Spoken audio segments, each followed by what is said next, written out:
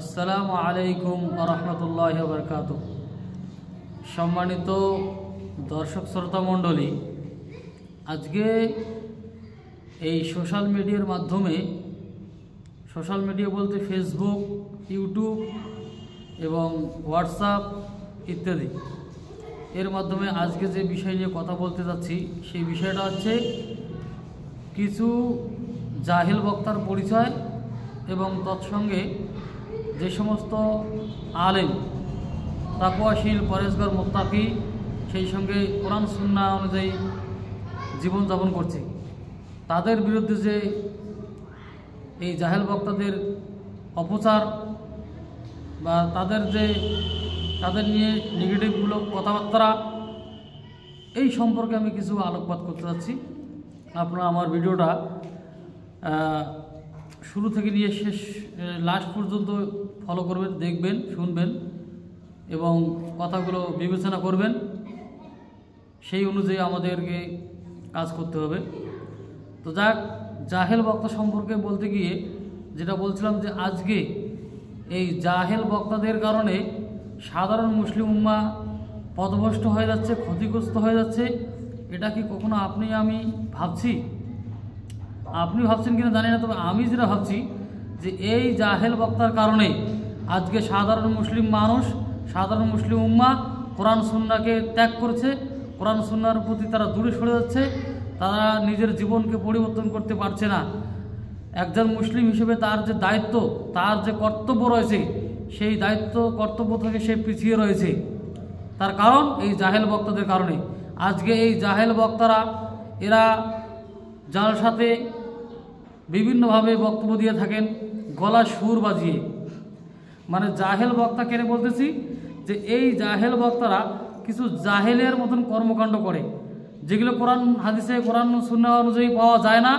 এরা সঠিক কোরআন হাদিস জানার পরও তারা সেটার খেলাফ কাজ করবে। মানে সুর করে বক্তব্য দিবে, কেসা কাহিনী, গল্প, মানে কোরআন এবং সহিহ হাদিসের আলোচনা মাহফিলে গিয়ে তারা সেগুলোকে অ্যাভয়েড করে সাধারণ জনগণকে মাতানোর উদ্দেশ্যে, সাধারণ জনগণকে মানে ইমপ্রেস দেওয়ার জন্য তারা যে তাদের নিজের যে গলার সুর, হ্যাঁ, মধুর সুর, একজন রমণীকে পাগল করা সুর,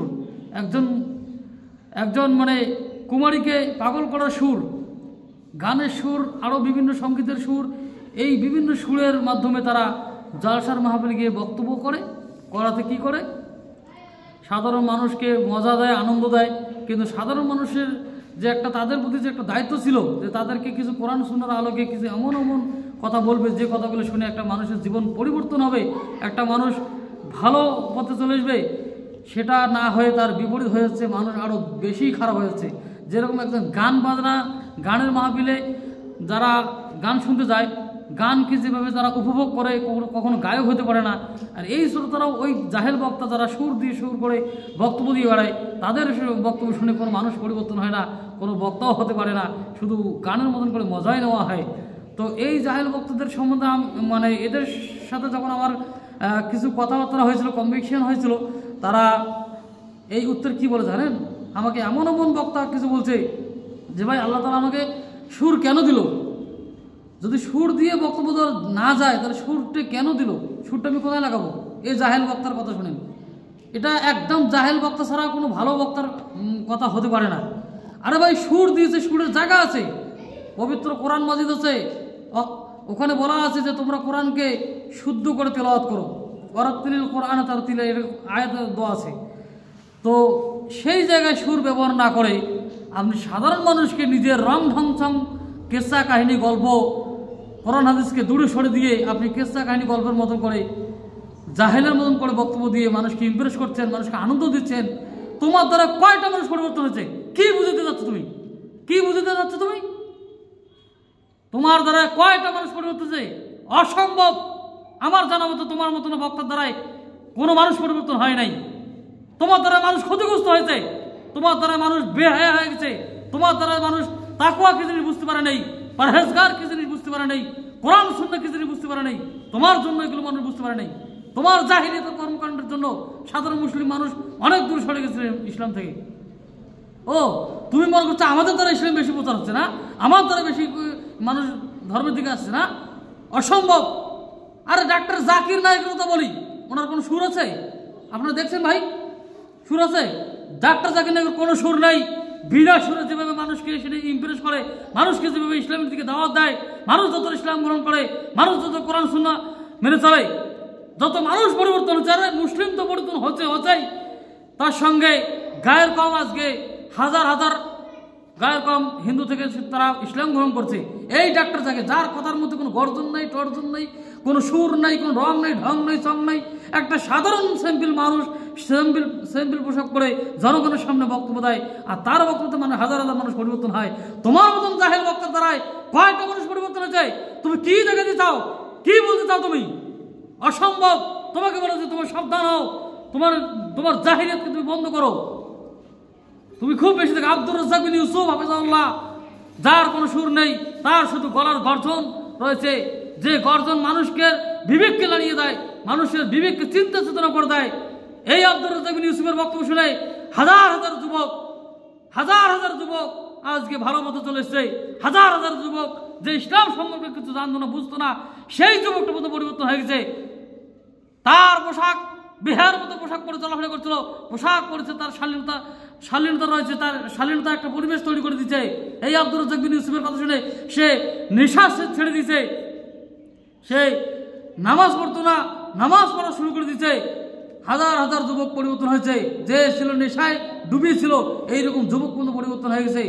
আমার কাছে হাজার হাজার পরিবার রয়েছে। এই আব্দুর রাজ্জাকের কি এমন সুর রয়েছে? হ্যাঁ, যে আব্দুর রাজ্জাকের দ্বারা এত খেদমত হচ্ছে, আর আপনার মতন জাহেল দিয়ে মানুষ ক্ষতি হচ্ছে, আপনি বুঝতে পারেন না? সুর করে আপনার জন্য আজকে এই সুর দেওয়ার কারণে আজকে ওই জলসার পরিবেশগুলো এতটাই খারাপ হয়ে গেছে, যেখানে তোমার সুর দিয়ে যতটা মানুষ জলসা শোনে, তার থেকে বেশি মানুষ যায় ওই মার্কেট মেলাবাড়ি লাগে যায়, ওইখানে গিয়ে তারা কেনাকাটা করে। জলসা কি মেলাবাড়ির জন্য? হ্যাঁ, কি বুঝতে পারছেন?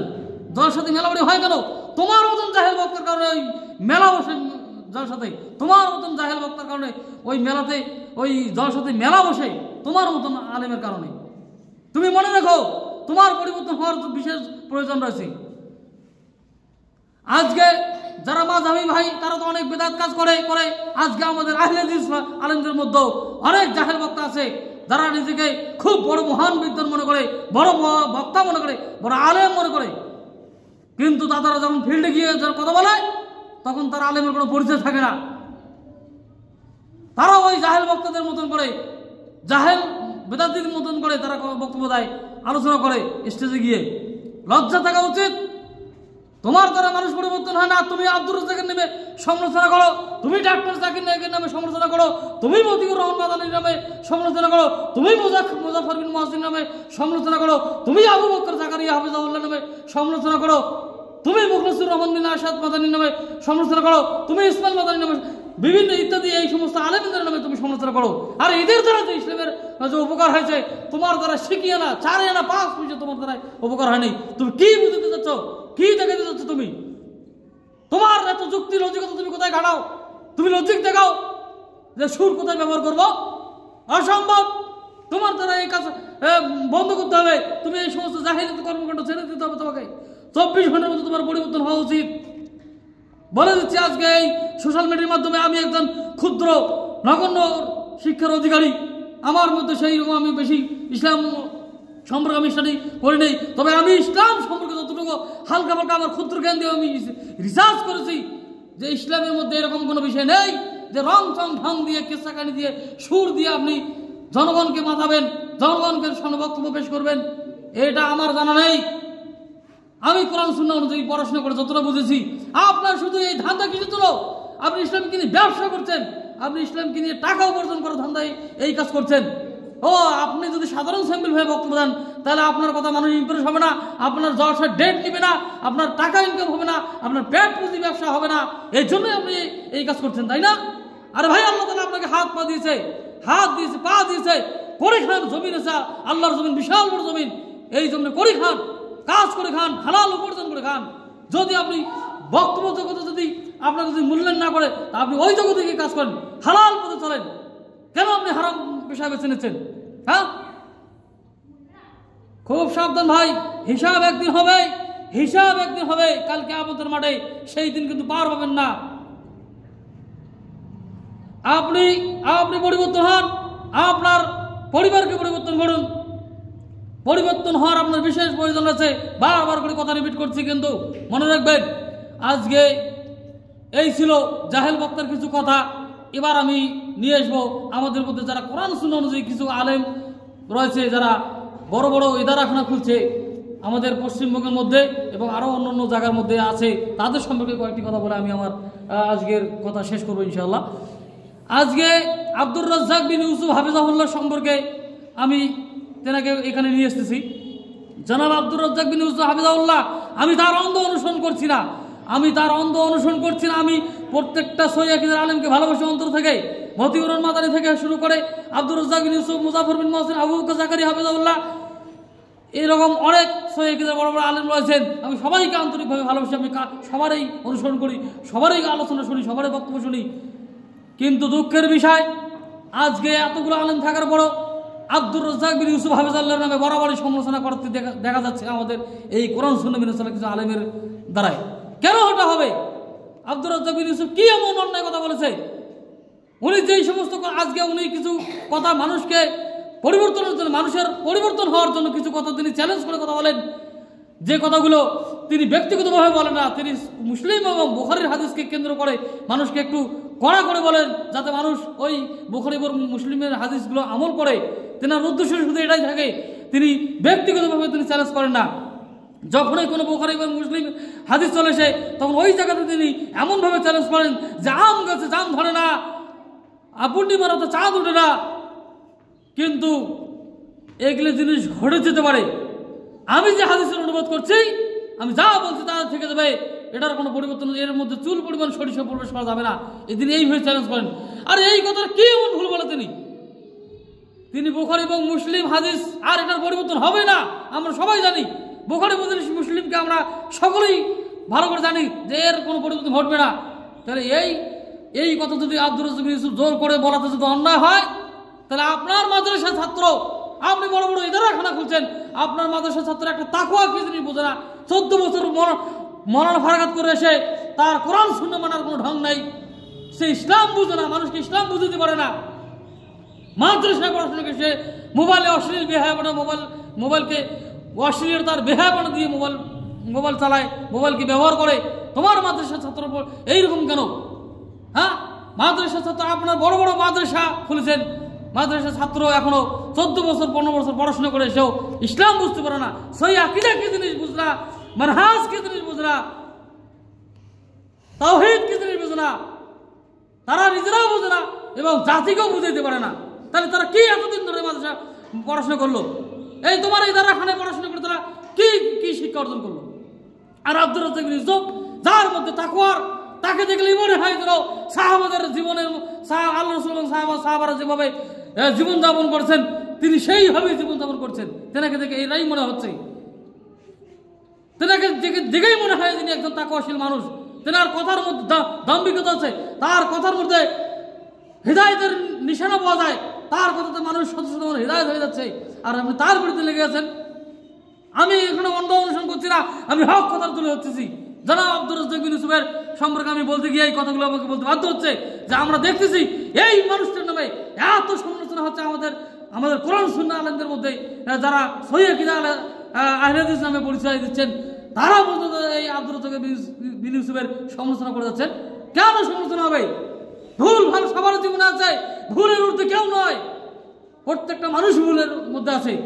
সুতরাং ভুলের মধ্যে কেউ নয়। আব্দুর রাজ্জাক বিন ইউসুফ, মানুষের ভুল হতেই পারে, তাই বলে তাকে আপনি কটাক্ষ করতে পারেন না, তার নামে সমালোচনা করতে পারেন না, তার নামে গীবত করতে পারেন না।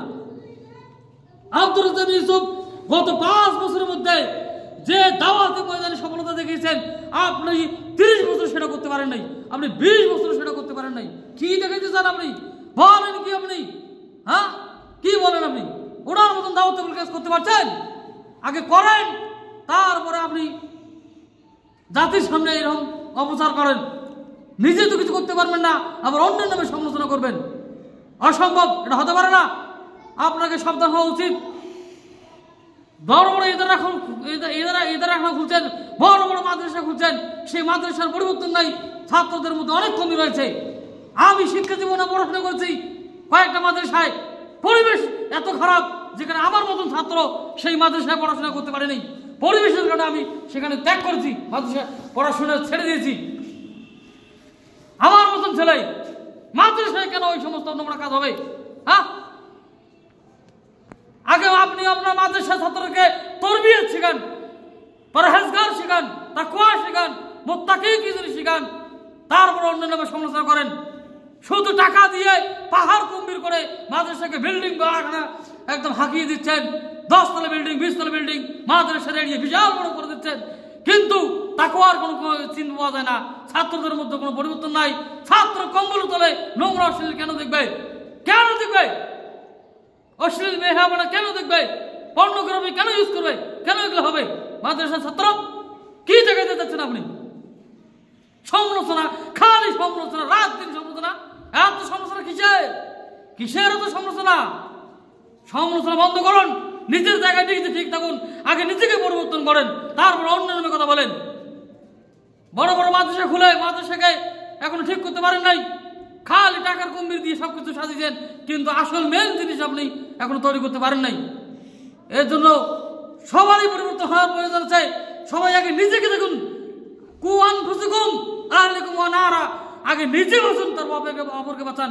নিজে ঠিক থাকুন, অপরকে ঠিক করার চেষ্টা করেন। কখনো নিজে ঠিক না হয় অন্যকে কথা বলবেন না, বলে দিচ্ছি। এটা আমি আমার মুসলিম নৈতিকতা হিসেবে আমি জোর করে কথা বলতে পারি, কথা বলার অধিকার রাখি, অন্যায়ের বিরুদ্ধে কথা বলার আমি সাহস রাখি। অন্যায় কথা, হক কথা সবাই বলতে পারে না। যারা হক কথা হক নিজের জীবনে বাস্তবায়ন করতে পেরেছে, নিজেকে সংযতশীল করতে পেরেছে, তারাই শুধু হক কথা বলার সাহস রাখে। যারা নিজেকে পরিবর্তন করতে পারে নাই, তারা অন্যকে হক কথা বলার সাহস রাখে না, অধিকার রাখে না। কি মনে করেন? হক কথা বলার অধিকার তারাই রাখে যারা নিজেকে পরিবর্তন করছে, নিজেকে সংযতশীল হয়েছে, তারাই শুধু হক কথা দাওয়াতের মাধ্যমে বলতে পারে। দাওয়াতের মধ্যে তারাই হক কথা বলবে। আমি এই ভিডিওর মাধ্যমে এতক্ষণ ধরে যে কথাগুলো বললাম, এই কথাগুলোর আমি জানি কিছু কিছু আলেম আছে, তারা আমার বিরুদ্ধে লেগে পড়বে, আমার বিরুদ্ধে সমালোচনা করবে, কিন্তু সমালোচনা করলেও আমি তাদেরকে বড় করি না। আমার তাদের সমালোচনা কোনো আমার যায় আসে না। আমি যা হক কথা সেটা বলে গেলাম। যদি আপনার যদি বিবেক থাকে, বিবেককে আল্লাহ দরবারে আল্লাহকে সাক্ষী রেখে বিবেককে নাড়া দিবেন যে কথাগুলো ঠিক বলছি না ভুল বলছি, আগে নিজেকে বোঝার চেষ্টা করবেন, তারপরে এই কথাগুলো নিয়ে অন্য সামনে কথা বলবেন। তো যাক, এই ছিল আজকের সোশ্যাল মিডিয়ার মাধ্যমে আমার আলোচনা। আমি যে কথাগুলো বললাম, হে আল্লাহ, আমি তোমাকে সাক্ষী রেখে বলছি, আমি আমার ইমানি দায়িত্ব হিসেবে এই কথাগুলো জোর বলিষ্ঠ কণ্ঠে বলে গেলাম। আল্লাহ, যদি আমি হক কথা বলে থাকি তা তুমি আমার ফয়সালা করিও, আর যদি আমি অন্যায় কথা বলে থাকি সেটারও শাস্তি তুমি আমাকে দিও আল্লাহ। হে আল্লাহ, আমি জাতিকে পরিবর্তন করার জন্য ওই সমস্ত আলেম যারা এক আলেমের কথা আর এক আলেমের বিরুদ্ধে কথা বলে, আর যারা ওই সমস্ত জাহেল বক্তা তাদের যে পরিবর্তনের যে ব্যাপারে আমি যে কথাগুলো বললাম, আল্লাহ তুমি এই সমস্ত কথার প্রতি আমল করার আমাদের তৌফিক দান করো আল্লাহ। হে আল্লাহ, এই বলে আজকে সোশ্যাল মিডিয়ার মাধ্যমে কথা আমি শেষ করছি। ওয়া আখিরু দাওয়ানা আনিল হামদুলিল্লাহি রাব্বিল আলামিন। আসসালামু আলাইকুম ওয়া রাহমাতুল্লাহি ওয়া বারাকাতুহু।